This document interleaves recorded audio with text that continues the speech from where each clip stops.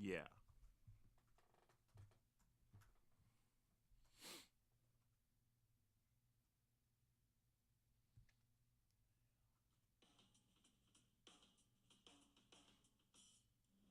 I'll play something with.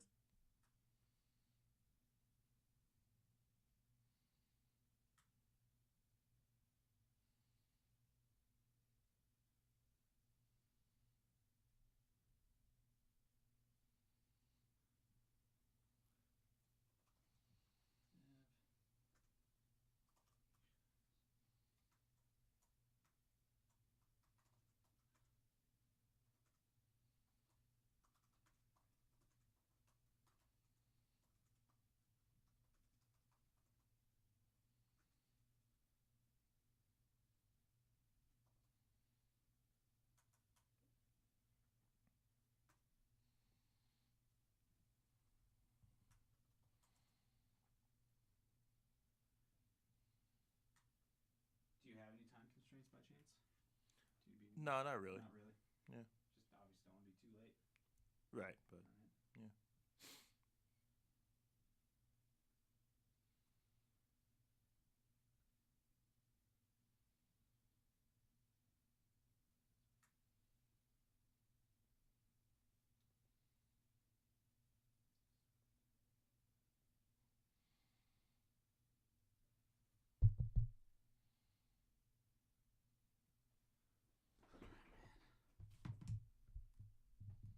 And the next 3 shows: Denver at the Globe Hall. That's on Friday. Grand Junction, Mesa Theater, Saturday, and then back in Fort Collins on Monday. That's right. Okay. And after that, it looks like you guys take a break and then go on some lengthy tour. Yep. Okay. That's right. Does this tour have a name? No. No. Just an tour. All right. All right. Cool. I'm gonna go live if you're ready. Ready. All right.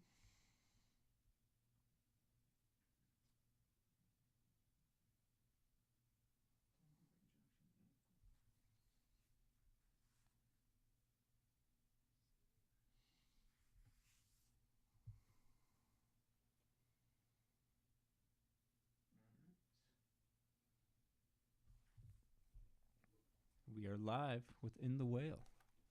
How you doing, Eric Riley? Doing good, man. How are you? I'm excellent.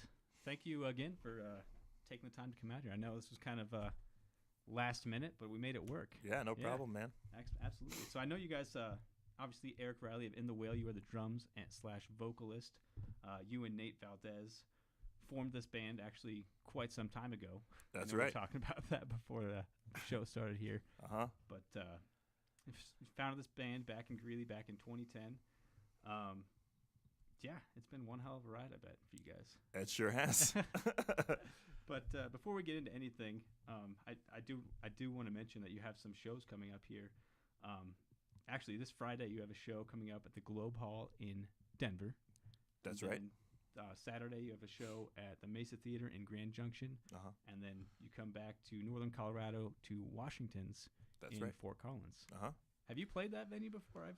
Yeah. I've yet to go see a show there. Last year we did our album release there.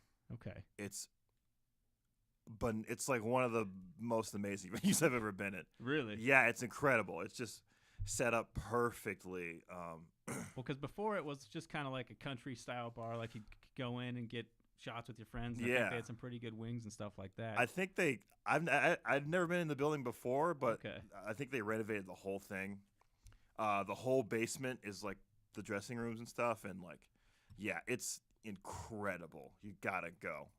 Anyone who's listening, definitely, if you have a chance to go, definitely go. It's amazing. This Monday would probably be a good time to go Yeah. check that out. Absolutely, man. Well, again, thanks for being here. I know you made the drive up here from South Denver, which Yes, sir. can be shitty to say nonetheless. Yeah, it wasn't during- that bad. Would you say you missed peak rush hour? No, I took 76, Okay. so it was a little. I'll take traffic was a 85. little There you go. light. That's a good way to lighter. go. I always take 85. I avoid I-25 at At all all costs. costs yeah. for Yeah. sure, man. Well, so I don't know. Where should we start this thing off? Like, obviously, you guys formed this band back in Greeley Yeah. 9 years ago. So Uh-huh. kind of walk me through. You both were going to UNC. Yeah, well, What sparked this whole thing? at that point, I had dropped out of UNC, but Nate was still going. Um, Obviously, the Greeley music scene is pretty small. So I was in a band at the time that was sort of a pop rock kind of band, and he was in a band that was sort of a pop rock like Weezer kind of a band.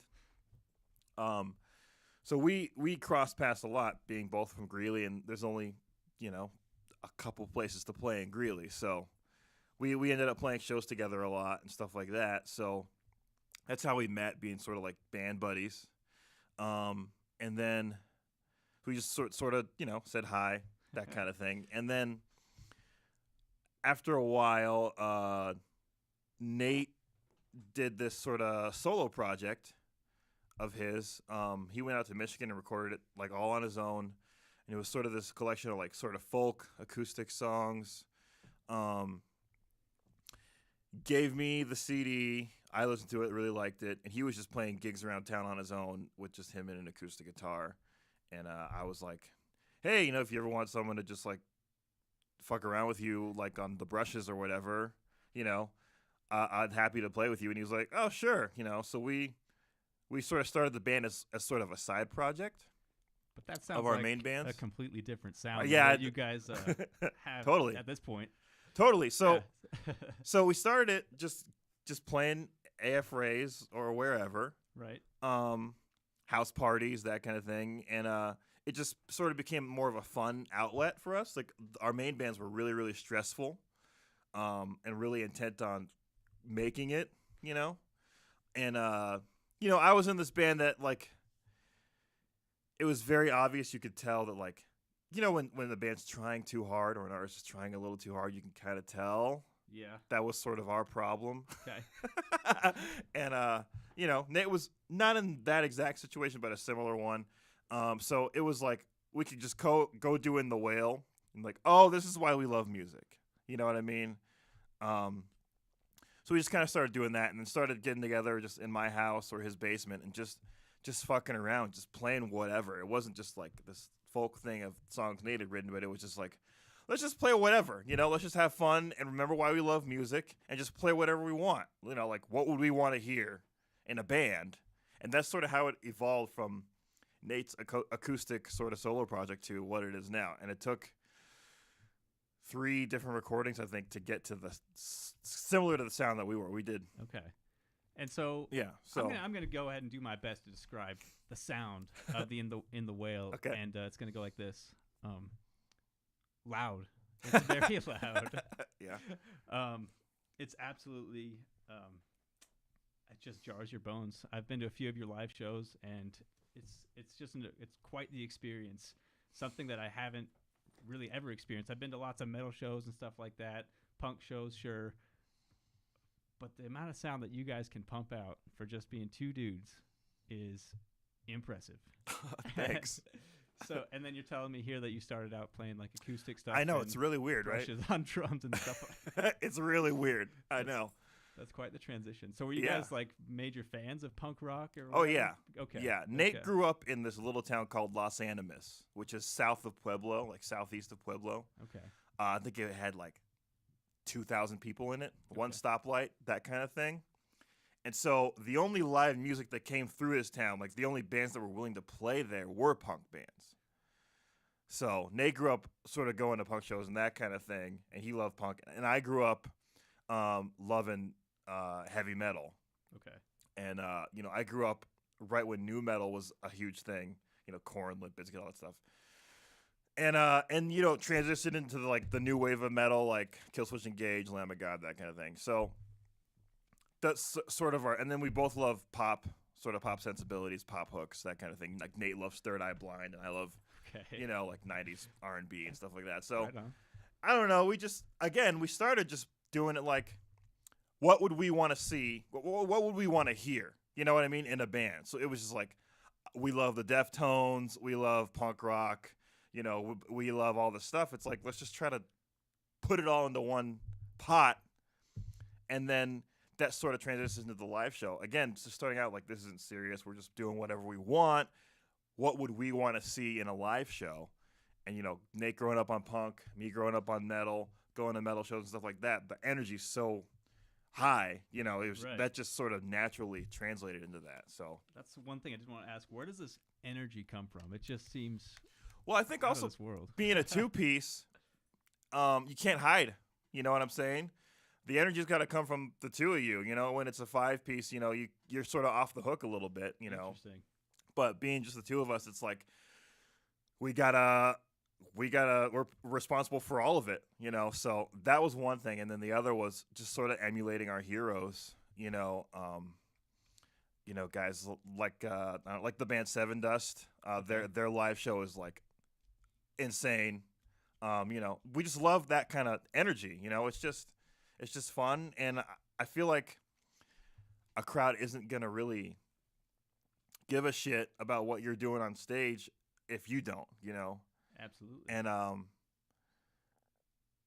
it comes down to like we want to get your attention, and we want to portray our passion for the music, and that the music is fun and gritty and dirty and that kind of thing. So, we got to bring it. Well, if we want the crowd to bring it, then we got to you gotta bring it. And that makes perfect sense. And that almost seems obvious, but I think a lot of bands don't understand that concept. Like you were kind of saying, so many times in a 5-piece band, doesn't matter any genre, name the genre, doesn't matter.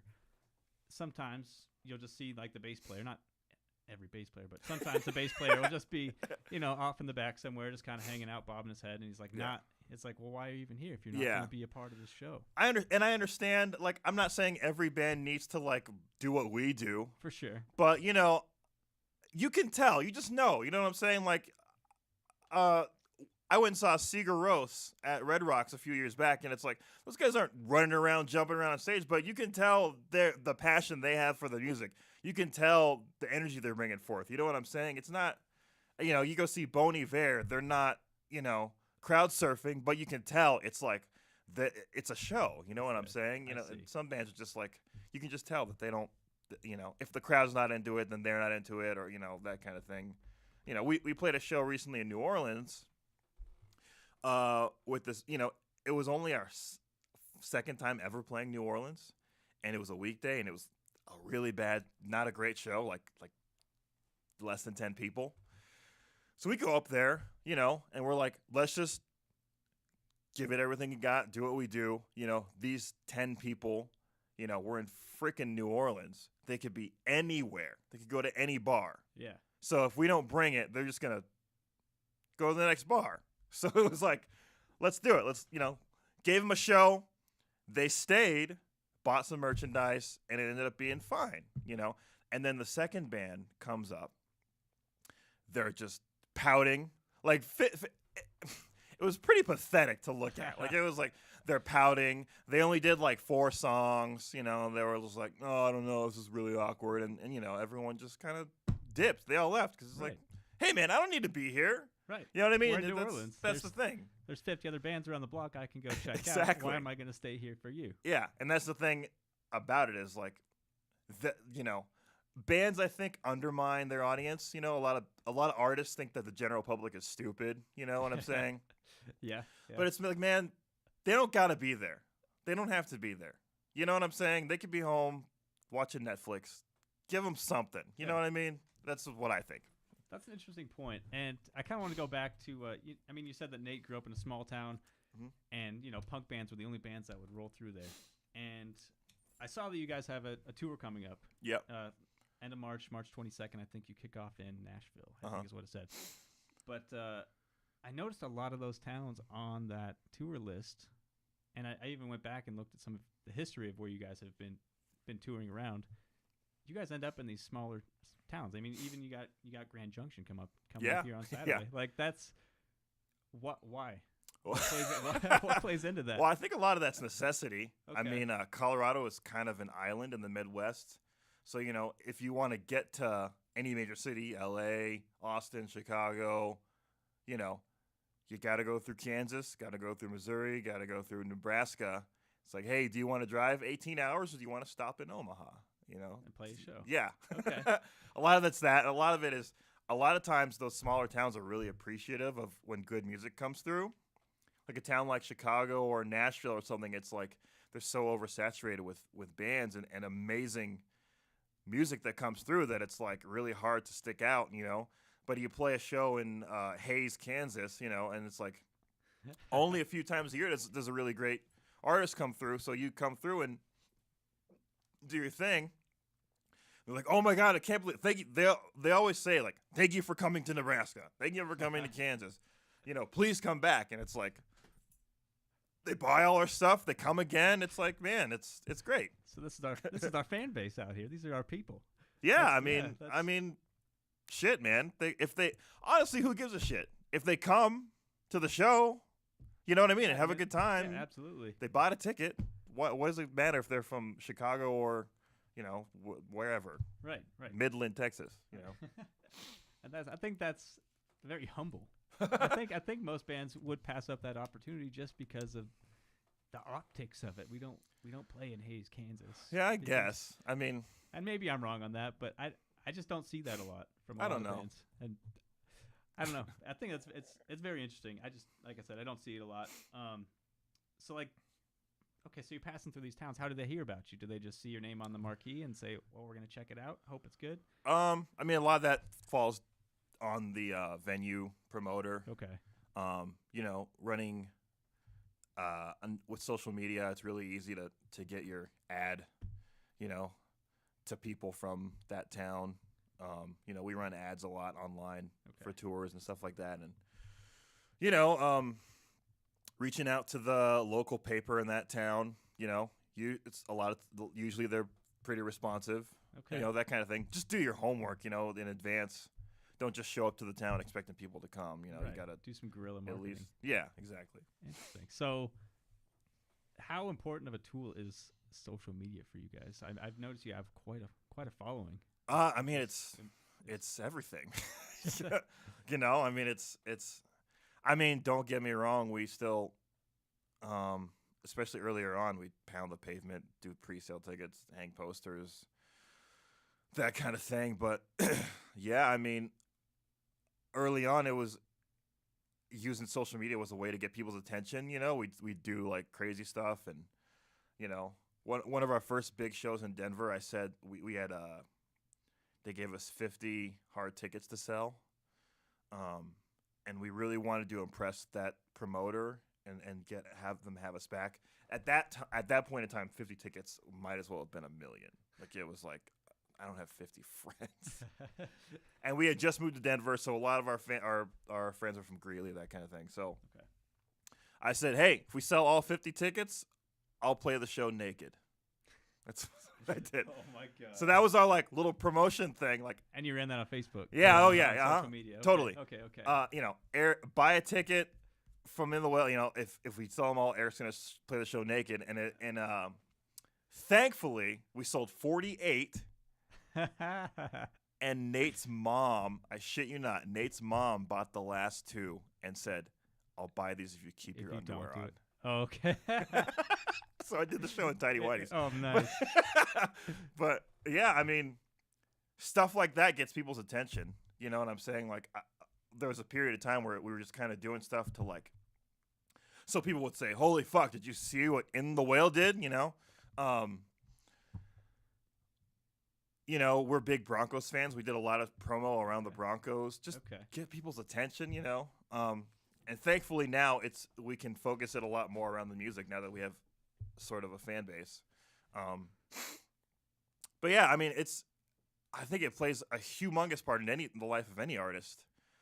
You know, I feel like how is anyone going to know that you have an album coming out or a show in their town? They're not going to. Right. I mean, a lot of times they'll go by the theater they always go to and look at the marquee, but you know, if they got to work, count on that happening all the time. Yeah. If they got to work that day, you know, and they didn't have enough advance notice. Yeah, so I guess that's kind of I mean, it's been like this for a while now, but back in the day, maybe even like the early 2000s, the only way people could find out about you is if you got picked up on the radio. And that's I feel like that was kind of it. And now kind of it, yeah. Now artists have their ability to market themselves through social media. I just think that's for sure. That's super important. Yeah, and I think what's great also is that you get to do it the way you want to.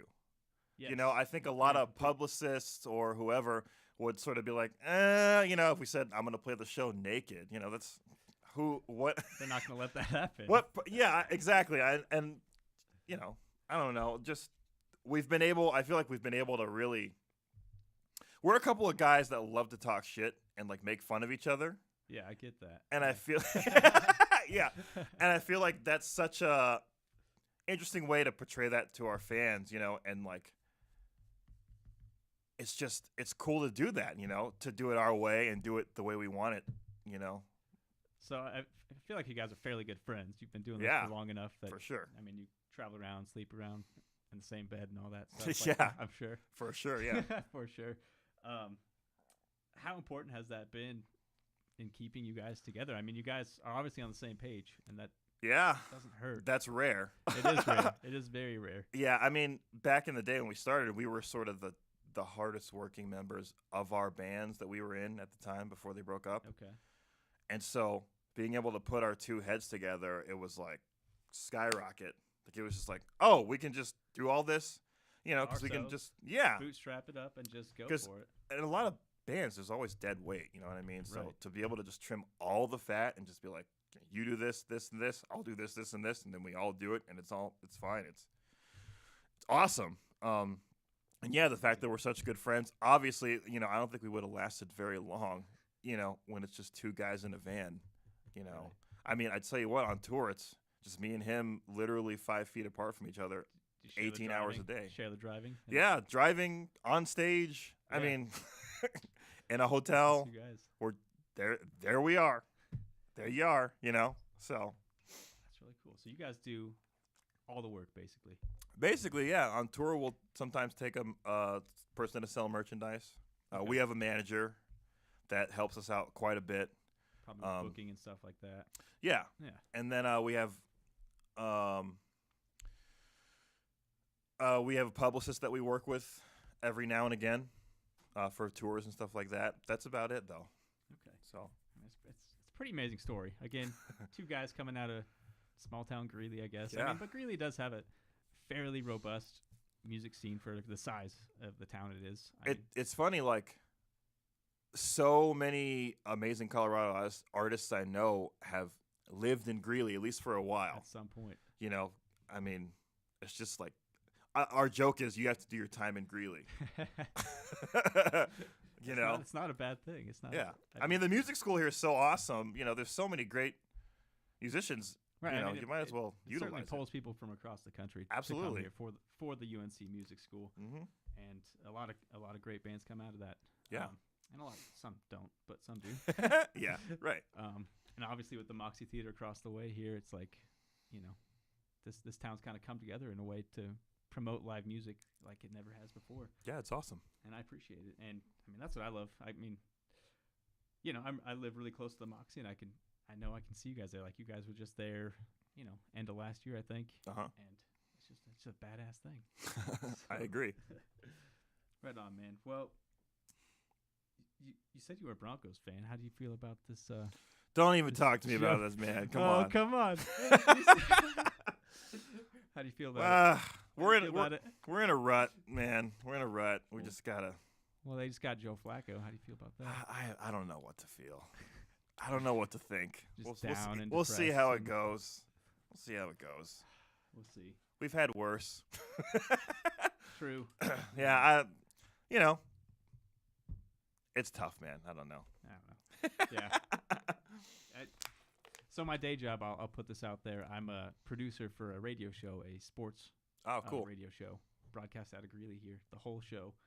And so all day, every day, I just hear about sports and the Broncos and every little move they make. And Joe Flacco's obviously been in the news, and it's kind of, I don't know. I don't have a problem with it, but we'll see.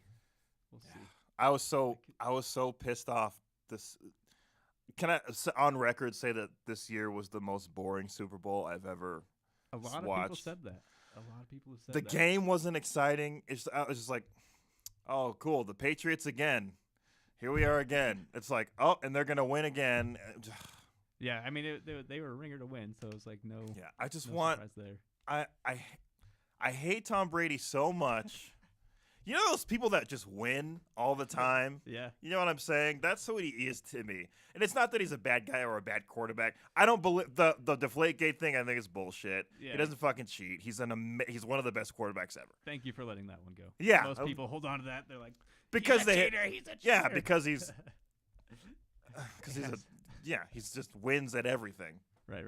Just please retire so we can get to the rest of the league and like get on with it. Like, you know what I mean? So we can have an exciting Super Bowl and like just everyone just knows the Patriots.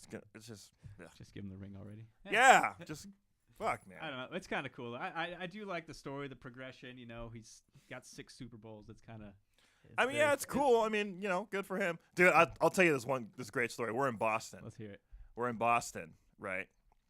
This is the middle of football season. Back when the Broncos were like crushing it. Okay. Our merch guy is a diehard Broncos fan. Like he's at the merch table wearing this orange Broncos hoodie. Yes. Right? This is like the height of when we were doing the Broncos promo thing. Had they like just beat the Patriots? I don't know. Okay. I don't think so. Okay. But it was like middle of football season, like playoffs. Okay. So we're up there. It's Boston, right? Boston. You're in the middle. Yeah. So New England. so I get up there, like, hey guys, we're in the whale from Denver, Colorado. Go Broncos and fuck Tom Brady. I counted to the first line. Everyone, boo! Everyone's booing us. Oh, I bet. The sound engineer with his talkback mic is talking shit to us in the monitors. No. Like he's the best quarterback of all While you're time. playing? Yeah, while we're playing. While you're playing. It was awesome. And then like we're done. We're like, see that guy in the orange Broncos hoodie? You can get merchandise from him. They're all like, fuck you. It's awesome. It was worth it. It was worth Were the there a lot of beating. people there? Did they? Yeah. Did they? We they were- find you after the show? No, I mean, it's all sort of tongue in cheek. Yeah. We were playing with Agent Orange. It was like Okay. 150 people. So That's badass. I like them. one of my favorite moments in the whole band was to tell Was that? tell a room full of Patriots fans, fuck Tom Brady. Tom Brady. Well, now you say that a lot of stuff is tongue in cheek and you don't really get beat up, but I Right. just saw a Instagram or Facebook post. Looked like Nate got into a little scuffle. Oh, yeah. What happened? This was Man, last night it's- in Aspen. Well, we were off for a while, about a month from the last long tour, and he plays so hard. Okay. You know, his forearm just hits his guitar as he strums down. He's strumming so hard he just smacks the guitar, and when you're off for a while and then back on, you know, it just a bruise forms. That's what happens, man. It's Getting a just, little flabby in the yeah, underarm it's there. the job description, man. I mean, I've hit myself in the face with a drumstick multiple times. He fucking hits cymbals with his head sometimes. It's just, Wow. if you wanna make an element, you gotta break. That just happens, man. So he got in a fight with the happens. guitar and Yeah, lost. exactly. Dang, I was hoping for a better story than that. But that's pretty. I was like hoping some fan jumped up on stage and just started like beating him up or Nah. something. Like, I Unfortunately, don't know.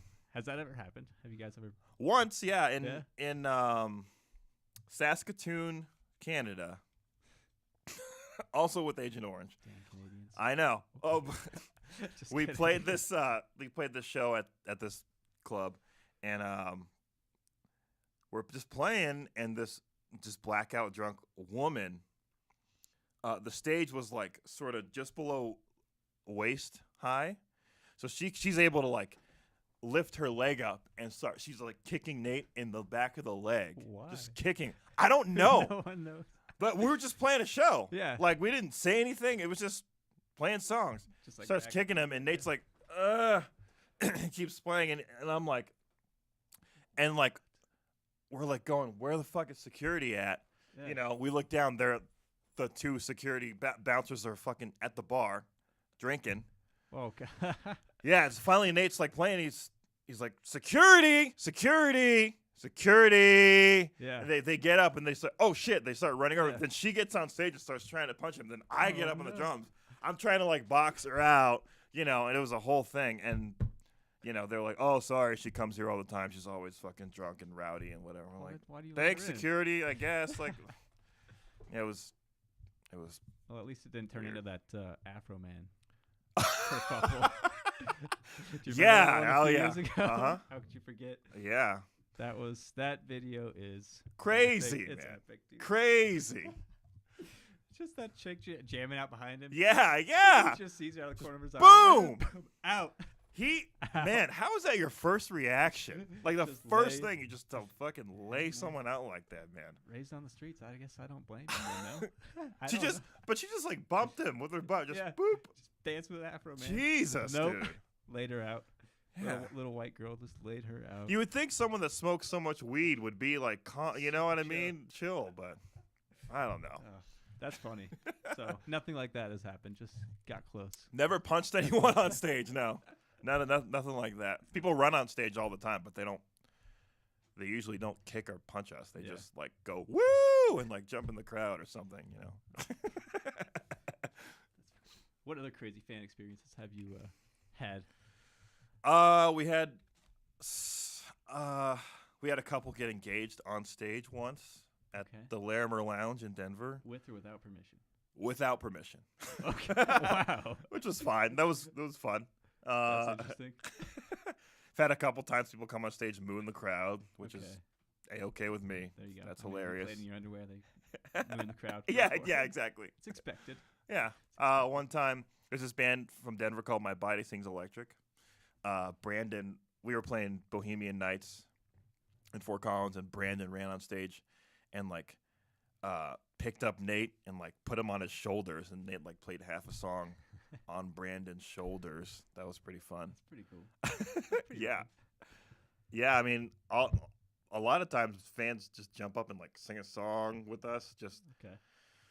I feel like we've cultivated an environment where fans just like free and they can do whatever they feel want, like and I think that's really cool.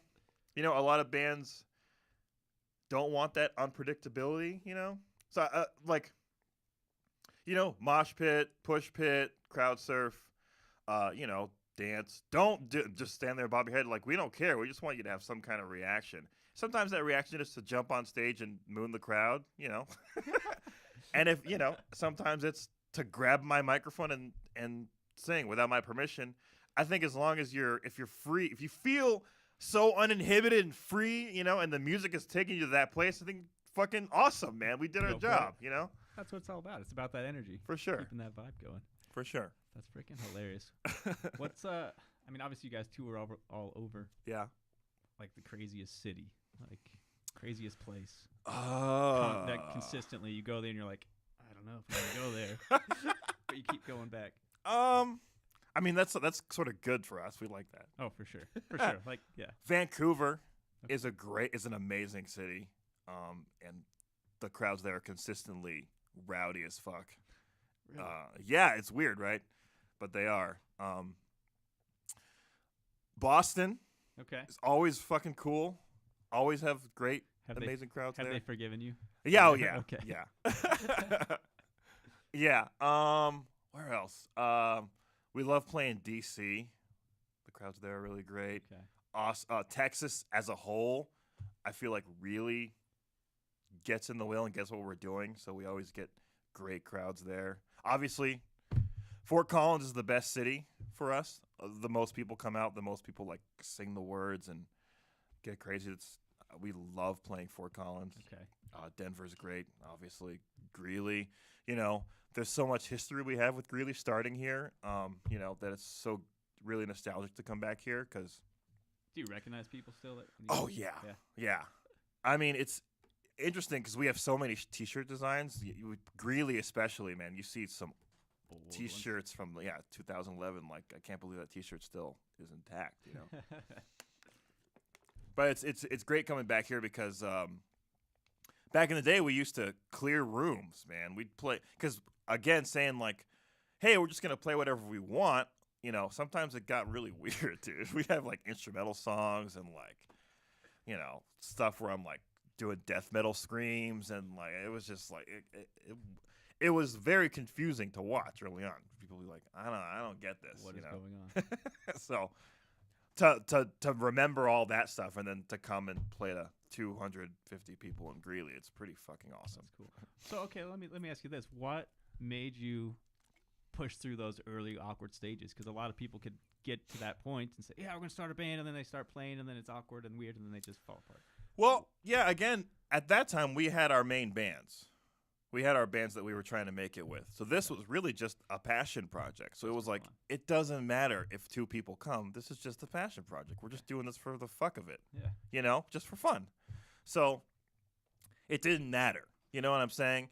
And eventually we started to hone the sound in a little bit, and it started to be like, hey, this is actually pretty good and sort of a cool sound.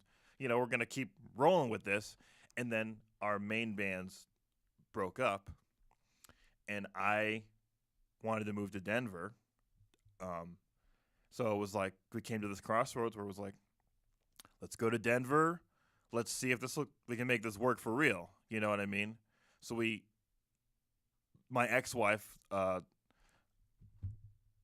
let us use her credit card, and we went down to Colorado Sound. Sounds like a juicy story. Yeah. We're still on good terms. She's okay, cool. Okay. And we built up her credit a lot. We spent a lot of money at Colorado Sound and said, you know, we want to go this direction. Here's 4 songs. This is sort of our demo. Okay. We called it our debut EP, even though it's not.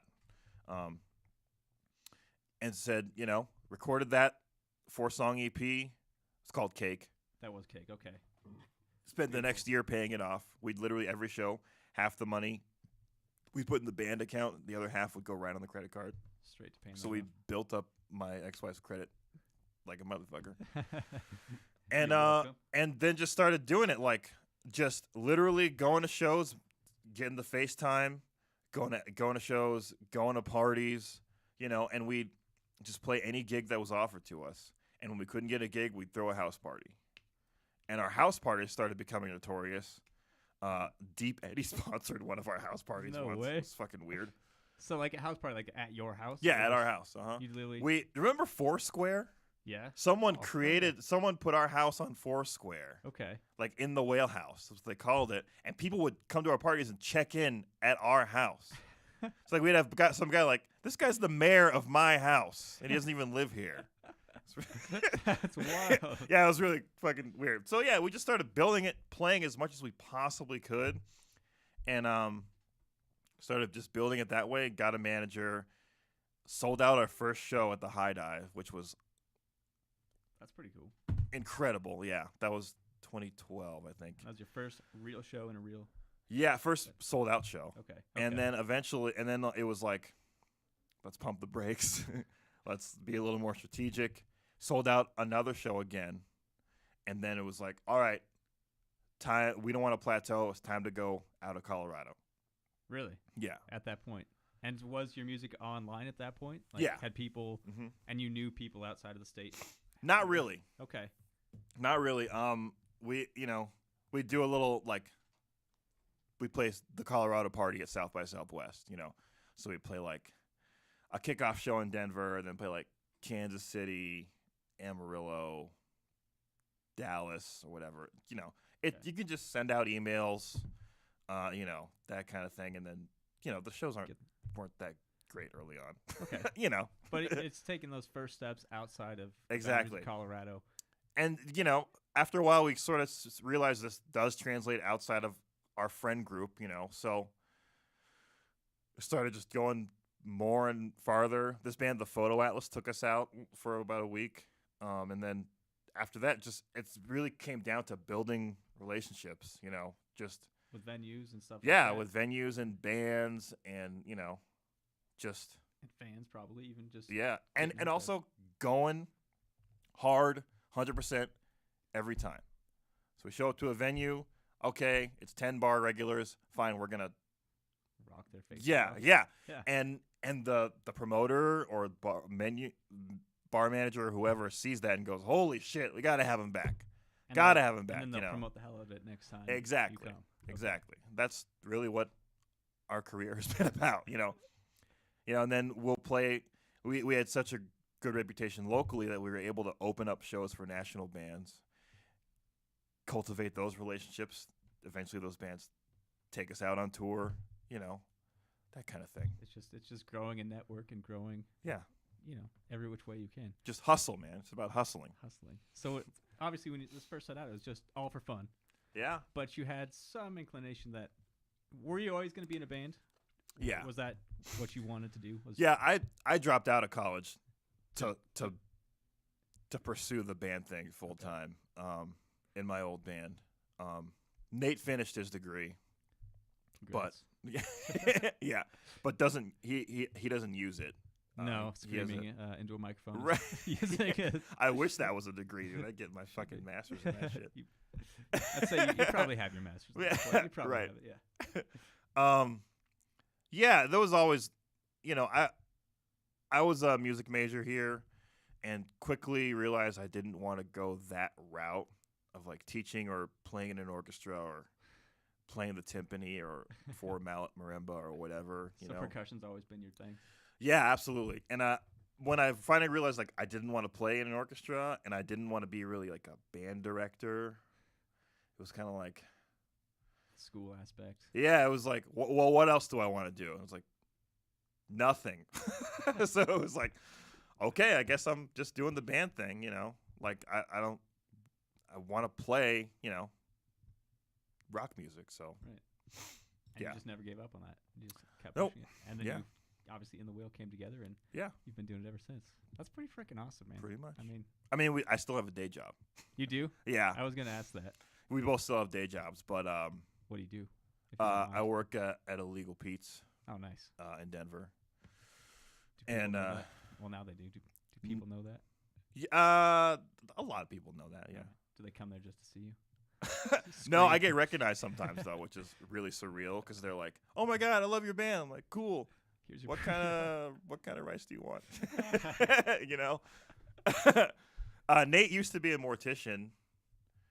He grew up in a family.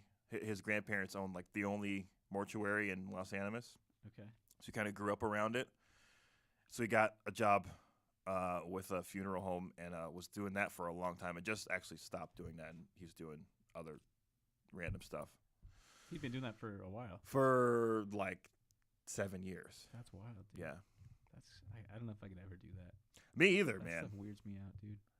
Nate's very courteous that he doesn't talk about. He never like really talked about work unless someone really wanted to know. Really? But I mean, man, that's dude, that's respectable. it's because also his company, one of their clients was the coroner, the Denver. So he saw some shit, dude. Oh God. Like go pick up a guy who hung themselves in a Motel 6 kind of stuff. Oh God. Like you have to literally get the guy down from the new like crazy shit, man. Because no one else is gonna do it. Yeah, someone's got to do Someone's it. got to do it. Yeah. Wow. But he was really good at his job. And he was like the youngest guy there, so he could like lift coffins and all that kind of thing. So. Wait, Our wait. van is actually a work van from the company he used to work for. Perfect. Yeah. It's hella haunted. Does that play into the energy of you guys' your show, your music? Probably. Probably at some point. Yeah. That's freaking hilarious. So I mean, you were saying that you have gone on tours, you've played shows with some bigger bands out there. Uh-huh. Who are some of those, and like who was some of your favorites to go out there and play with? In 2017 we did a tour with Gogo Bordello. Okay. That is usually when we open up for a national band we feel like we can hang with our stage presence, that kind of thing. Dude, you can't touch Really? Gogo Bordello, man. That's one of the dopest shows I've ever seen. That was amazing, and they treated us as an opener so well. Like they gave us, they just rolled out the freaking red carpet for us, man. I've never been treated better by a band, so they're awesome. I really want to go out with them again because they're so If fucking they have awesome. you. That's awesome. Yeah. Oh, here's a great story. We got to play 3 shows with Jane's Addiction. So we were privileged enough to open their show at the Ogden a few years back. So we get there, we're sound checking. Dude walks up in gym shorts and a hoodie. He's watching us play. I'm like, who's this guy? We get done playing or whatever, and Nate like whispers in my ear. He's like, I think that's their tour manager because he's in gym shorts and it's December. I'm like, interesting. Okay. So it turns out he was. Okay. We're done. We're like getting off stage from soundcheck, and he's like, "Man, thank you guys. You guys are actually good." We're like, "Thanks." He's like, "We've been having local bands on this whole run, and I tell you what, man, all these fucking local bands, they don't know what they're doing. They all fucking suck. They're playing over their set time, fucking show up late. They all fucking suck. If I had my way, I would, it would just be us. A night with Jane's Addiction, we wouldn't have any local bands. But you guys are actually good, so thanks a lot. I appreciate it." And then he just walked away. We're like, "Wow, thanks, I guess. We'll take that. Compliment, I guess." A little backhanded, but that's good. Yeah, That's good. totally. So we played the show. It was fucking amazing. Sold out Ogden, you know. We're back selling merchandise, and he walks up to us. He's like, "Guys, it was great." Oh, also, he was like, "I want you guys waiting in the wings to go on 15 minutes before your set time." Like, okay. It's 15 minutes before the set time. We go to the wings, stand there, you know. 5 minutes later, he walks up. He's like, "I'm going to tell you something. I've been out doing this job forever, and you are the first band To be on time. 15 minutes." Like, are we just fucking squares or what, man? I don't know, but cool. And yeah, so after the show, we're selling merch. He comes up to us. He's like, "Guys, I can't handle any more local bands. We got 2 more shows left. They're both in Las Vegas. Do you want to just come with us?"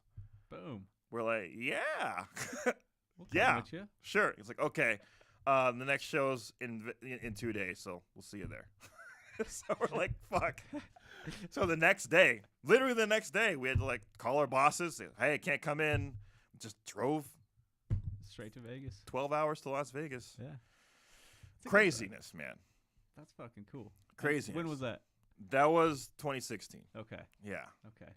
And this similar thing happened with The Darkness. We played with them at Summit. That's another band who, dude, you can't hang with, dude. They are they're an amazing live band. That's another band where we just played the show, and they're like, "Hey, our opener, they're from Canada. They couldn't get across the border because they got like DUIs. So, you know, if you want to play the rest of the tour with us, you can." We're like, "Okay." And Boom. again, just get in the van the next day, start driving Just to go. Minneapolis.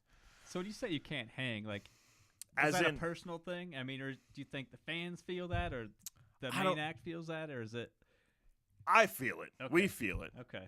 Like a lot of bands where it's like you're the opener, so there's that insecurity of like, "Oh, this band's a headliner," but we go up there and we give it every fucking thing we got, and we feel like, "Hey, we're not just some fucking opening band, you know. Right. This is musically and stage presence wise, like we're peers with this band. We can hang with this band. You know what I mean? Like, yes, it's whatever band.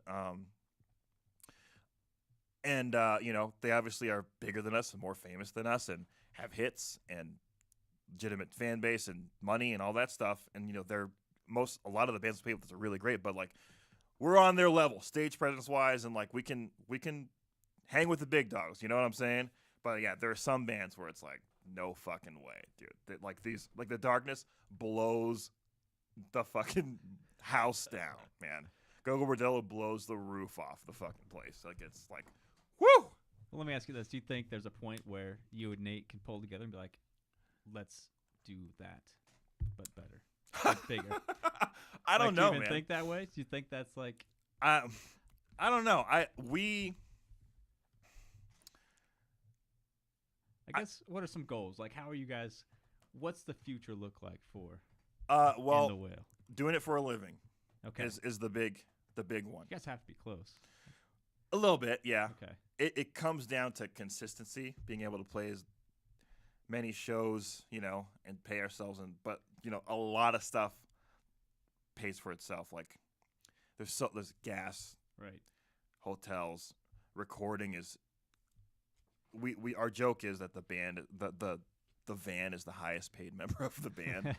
You know, van repairs, merch, you know, all that stuff keeps the wheels turning, and then whatever's left over, you know. But it's like, you know, hey, we got a recording coming up in 6 months. We better start rat holing all this money away, and we Yeah. may have a shitload of money in the bank, but we know it's a lot of it's going to go to that recording, so we can't pay ourselves, you know. But you know, at the end of a tour, we'll give ourselves a little bit. But yeah, just we need that consistency of like we know we're gonna make this much money Right. every month. We don't have that necessarily right now. So That's a huge thing. Yeah. That's a huge obstacle. yeah, for sure. A lot And of we bands. can't, no one's buying records, so we can't rely on record sales. It's got to be touring. So, yeah, I mean that's one goal. I mean we always want to push ourselves creatively and musically, which is why a lot of our recordings sound so different. But yeah, with every recording, we want to just push it and challenge ourselves. We want to keep doing that, and like we always want to. Just like it's the mantra is give it everything you have, leave it all on the stage, every single show, no matter what it is. 5,000 people, 5 people. So that's, if we're having an off day, it's like you got to pull it together and give it 100% for sure. Everything goes to the show. Absolutely. Yeah. And then The live show. And even that, but like you still get like travel expenses, like everything's covered. So you get to go see the country, Yeah. see Canada. Absolutely. I mean, that's pretty cool. A lot of people Yeah. can't say that it's not a hobby for you guys, but a lot of people can't say their hobby takes them around the world, That's pretty Yeah, cool. man. And sometimes we get a little jaded, but we recently took out this guy running merch for us who hadn't really been outside of his home state that much. We did like a East Coast, Florida, Texas, like we went every city on the tour he'd never been to. So we got to like go to DC, see the Washington Monument, and every night Do day all the he was touristy like, stuff. "Oh my god, man, I'm in fucking New York City!" Like we're like, actually, this is pretty fucking cool. We're like worried about getting into New York City and the traffic and the parking, and he's like, "Holy fucking shit, it's the Empire State Building." We're like, "Oh yeah, man, this is really cool." Yes, it is. We've seen the Empire State Building like 10 times, Right. But we're like, what we do is pretty sweet. That is freaking awesome. What's the furthest you've been from Colorado? We did a tour we did a Europe tour Really? in 2017. Yeah. That's badass. Yeah, Were you that with was another band. No, it was just us. We just really wanted to go, and just did it. Did you blow their minds? Their little European minds? The Europeans love heavy music, They do. so it's an easy sell for us. Yeah, our friends Reno Divorce go to Europe all the time, and they use this company, and they referred us, so they booked the whole thing, and we just bought plane Did what tickets, you and do. that's a challenge. I don't recommend going to Europe if you've never toured before, because that's the language barrier and all that stuff Yeah. is all of our brain power. How did you but- deal with that? Oh man, just get up extra early and allow yourself time to get lost. You know what I'm saying? Wow. And just Because like dealing with even like the venue or whatever I mean, most people speak English. in that sort of setting. Yeah, in Okay. Europe, like most people speak Okay. English, so it's not that big a deal. But Right. I don't know. Just ask questions. Yeah. You may seem like a stupid American, but I don't know. Screw that. Do you plan on going back? anytime Yeah, soon? I do. Yeah. The planets haven't aligned yet for us to go back, but we really want to go back, especially with all the knowledge we have now of how to do it. Right. Yeah, and we wanted to go last year, but we ended up being able to record at this great studio and get this awesome producer on board, so we had to like throw all our money into that instead of like, buying a plane ticket and getting gear and when you go over there the first few times they always say you're going to lose money the first 4 or 5 times you go overseas just because it is what it is. Because you got to get out there and build that fan base. Same Mhm. way you did it here, breaking out of the Colorado state lines, Yeah, man. breaking Exactly. out of the country. That's a heavy thing, dude. Yeah. How does it feel to be in the whale? I did not mean to say it like that. How does it feel to be in the whale? Man, I tell you what, I feel like because we started out saying we're just going to play whatever the fuck we want, and this is the band that we would want to hear if we were a fan, like, it's really cool to play the music that I would want to hear, every night for 45 minutes. It's like, not a lot of people have that privilege, Right. So I feel blessed to have that going for me. It's a lot easier to fucking bang my head and rock out and give it my all when the music I'm playing, I'm like, this fucking rules. Fuck yeah. So, yeah, Like it? I love it, man. I mean, that's cool. I'm always in awe by, just anybody that is trying to make it or has made it or is on their way to making it. I love that process. I love watching it happen. It's fucking hard, man. Oh, I bet. I bet. Anytime I see a band break up and I'm like, oh my God, they were so close. They were doing so many good things. I'm like, dude, you don't know how fucking hard this is. Like you don't fault them for that. No way. No way. What's some of the hardest things you guys have had to overcome? Giving it 100% when it's not a lot of people is really tough because your energy, when it's a big crowd, you give them your energy, they give you energy back. But when it's just one-sided, it's really draining, like emotionally and physically. And you do too many of those shows in a row, you get real like, what the fuck are we doing, man? And it's really about pushing through that and understanding that's not how it is all the time. And the reason why you do this is because you love music, and the next time you're going to be back, it's going to be better, that sort of thing. And dude, this business sucks, man. This music business sucks. Like trying to get signed off this last record, we didn't end up signing with anyone, but dude, record labels, man, like the music business people a lot of times are really shitty, man. Like we had a label like use us sort of as leverage to sign another band, and when they signed that band, they ghosted us. What?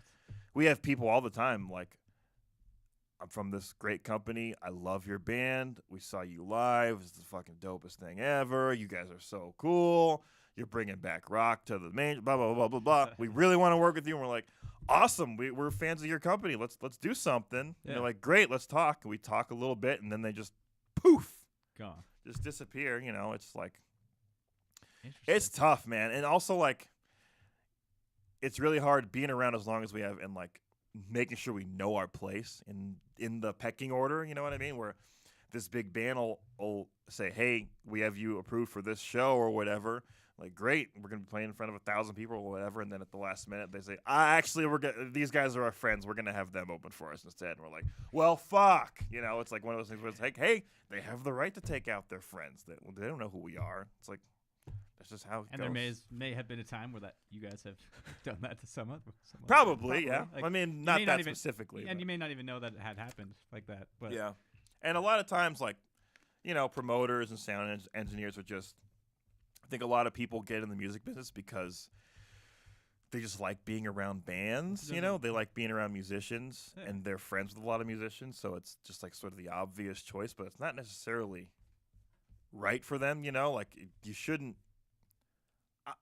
all these artists that I know that are like, I could never work an office job because I'm an artist. Like, dude, so much of this stuff is office work, man. I'm on the phone. I'm emailing. You should see our fucking inbox, man. It's like, I spend more time at Office Depot than I ever like wanted to.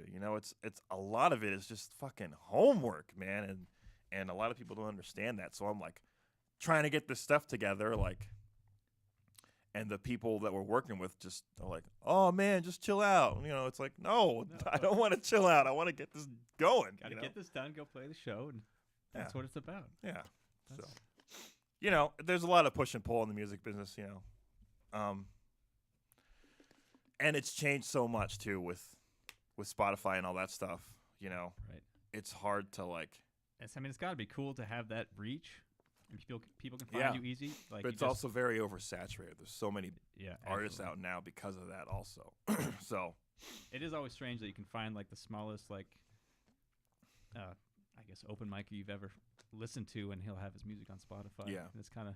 I also think what's really hard is also there's this narrative, I think, in the media where you got The Voice and X Factor and American Idol where it's like, this guy was, this guy sells cell phones and he just likes to sing in the shower, but, what you don't know about this guy, what they've left out is that he's taken singing lessons for over a decade and he's sung for like 6 different bands and he's actually a backup singer for Justin Timberlake, you know, and it's like they leave all that stuff out because they want people to think, oh, we just saw this guy on the street and now he's a star. Right.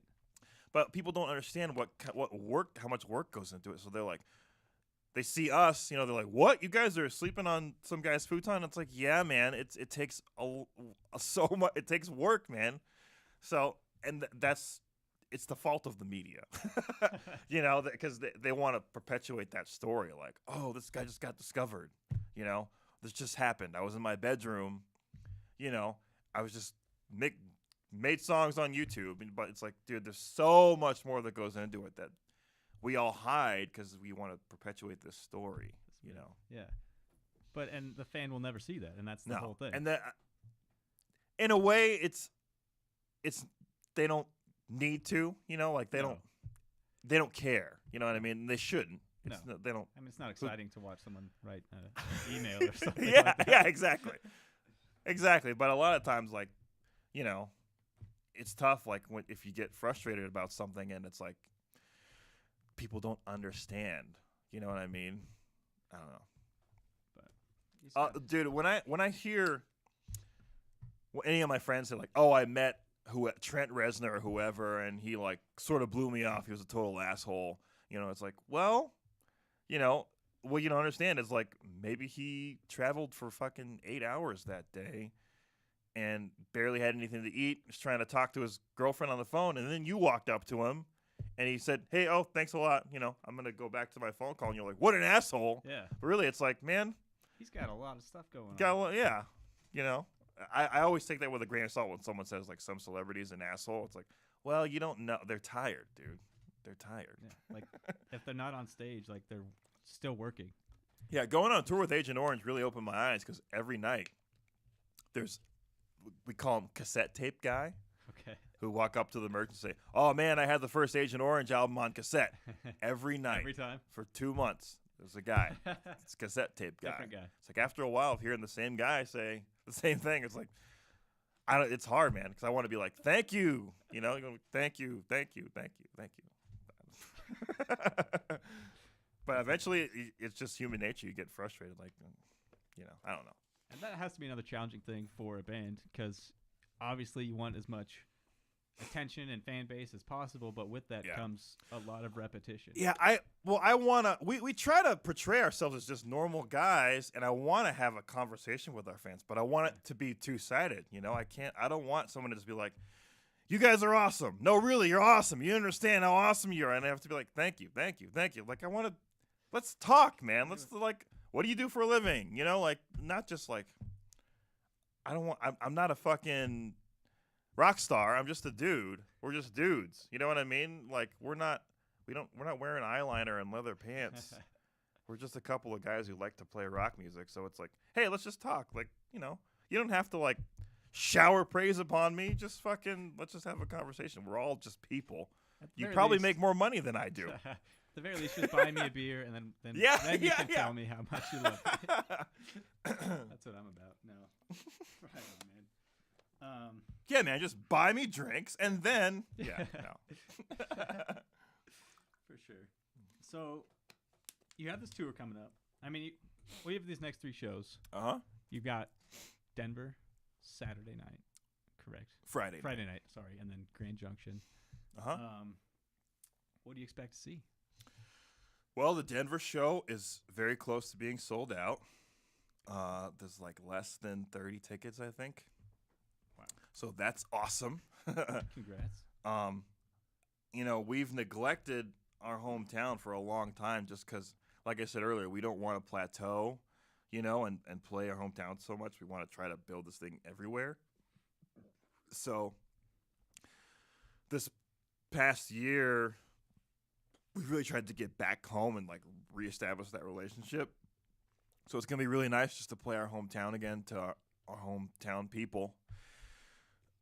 Try out a couple new songs, you know, and Globe Hall is a really great place. I've never been able to have the privilege of playing on stage, so we're really stoked about that. And then love playing Grand Junction, man. That's a fucking awesome town for us. Really? Yeah, man. It's weird, isn't it? It's no not much bigger than Greeley, or is it about the Yeah, same? yeah, something like that. Yeah. But we just started going there just again, like It's on the way. yeah, it's on the way. And then it was just like, eventually it was like, hey, we got people actually coming to the shows. Dig And then people in Grand Junction love heavy music, man. A lot of those mountain towns too only really get reggae, jam bands, DJs. So when a rock band comes through, it's like people are like, thank you so much for bringing rock music for once. I'm so sick of Ziggy Marley every 6 months. So it's cool to come there and just like be the fucking rock band. That's cool. And obviously they appreciate that. And then Yeah.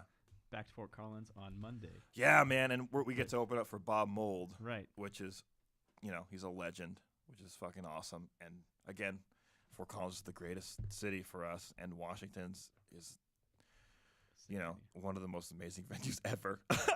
You gotta go. I'm gonna man. have to go to the You show. gotta go. It's so Dude, cool. Absolutely. I'm going to that one. I'm looking forward to that. And Awesome. then it looks like you have some time off, and then you go on kind of a major springish looking tour. Yeah, man, we took some time off, and now it's time to get back out there, get back on the horse. I think we're gonna do a little bit of recording before we go out. We're doing a little bit of shows, some shows on our own, and then a bunch of shows with the Denver band, the Yoppers. I saw that. I actually looked into them. That was Yeah, pretty badass. I yeah, gotta they're say. great. Yeah. That's a band we've known since we moved to Denver, so we're really stoked to finally get to tour with them. It's gonna be really fun. So, yeah, I don't know what's in store for us this summer, but hopefully some more touring, some more recording. We'll see what happens. So there's new music on the way. I think so. I don't know about a record, but maybe a single. Okay. We haven't really made a concrete decision yet, but just gotta keep people's attention spans, Absolutely. Well, I don't know how long we've been doing this. Quite some time, but I had this one question. I did want to ask this question first, but I got nervous and I started just talking to you about other shit. But here we go. Okay. What's your favorite Liza Minnelli song? I didn't know Liza Minnelli had songs. No. What'd you think? Is she just an actress or whatever? Yeah. Yeah, okay. Yeah. No, she's a singer. Well, I have no That's idea. so funny. I don't know why. I thought that would just be funny to ask in the whale. Right on, man. Where's the best place for people to see your stuff, see your music, get in touch with you? Just go to inthewhale.com or inthewhalesucks.com. Either one. There you'll find links to all the social media, where to buy merch, buy music, listen to music. Saw you on Spotify. Definitely. Yeah, we're everywhere. Google Play, Spotify, iTunes, all that stuff. So really, if you just Google search In the Whale Band, I'm sure you'll probably find some links to Or the Whale or Said the Whale. I found a lot of links to like nature documentaries. Yeah, as well. yeah. But yeah, Spotify, just we don't it's care, easy. man. Just listen to our shit. Yeah. No, that's super cool. One more. Where did this In the Whale Sucks come from? Well, really, it came down to we were gonna have an official website. We're like, we need an official website, and we just thought the way bands sort of market themselves was so super lame. Okay. And again, we make fun of each other and talk shit to each other so much that it was like just sort of a natural extension. Like a more self-important band would make inthewhalerocks.com, something like that. So we're like, fuck it, we'll just do inthewhalesucks.com. There you go. And eventually that just sort of Yeah, snowballed, Obviously, fans, you go to one of their shows out there and the fans are just yelling at It's at so the funny, stage. man. When we go out of town and play to people we haven't seen us before, and we'll have a few fans in the crowd. Like, it happened a lot last year on tour with Authority Zero. Like, we'd have like 20 or 30 people for us every night, and we'd play the show or whatever. People would be like, "In the Whale sucks," And like after the shows, every time people would be like, "Sorry about those guys, man. I don't know what their problem was. I thought you guys were good." And we're like, "Oh no," we have to like explain That's it to the them. thing. That's the It's thing really we funny. kind of created by accident. Probably. Yeah. It's interesting because now we don't know if someone actually thinks we suck or not, because they could be, it's a fan. They could actually be They yelling actually you just think you suck. suck. Assholes. We've painted ourselves in a corner. Or it's a good thing because now you can just pat yourself on the back and be a self-important band. Yeah, hey, there you go. Right on, man. Again, Eric Riley with In the Whale. You got to check these guys out for sure. I've been a fan for quite some time now. Like I said, they have a few shows coming up. Denver, Grand Junction, Fort Collins are the next 3 this weekend, and then Monday in Fort Collins. Be on the lookout, guys. They are loud. They will rip your face off. But Thank you so much. It's a pleasant loudness. It's very pleasant loudness. I'm gonna add that to the bio. Put it on there. Right on, man. Well, thanks again for taking the time to come out. This has been a great interview. Yeah, thank you. I know it's not easy to do these things, but it's all good. I do appreciate it. One more thing. We have an album out. Yes. Called Dopamine. That's right. Recorded at Studio 606, which is owned by the Foo Fighters. Produced by this guy named Steve Evans, who's done a lot of amazing heavy stuff like Dillinger Escape Plan, Every Time I Die, He Is Legend, that kind of thing. We're very proud of it. Love it. It was recorded completely live in the studio, including vocals, with no metronome. Nice. So it's super, super raw, super heavy, super cool. We love it. We think it's the best thing we've ever done. So please check it out. It's called Dopamine. You can find it anywhere. Yeah. And it also sucks, too. Right on, man. Eric Riley, drums, vocals, In the Whale. Thank you. Thank you very so much, man. Sir. Appreciate it. Thanks. Cheers. Cheers.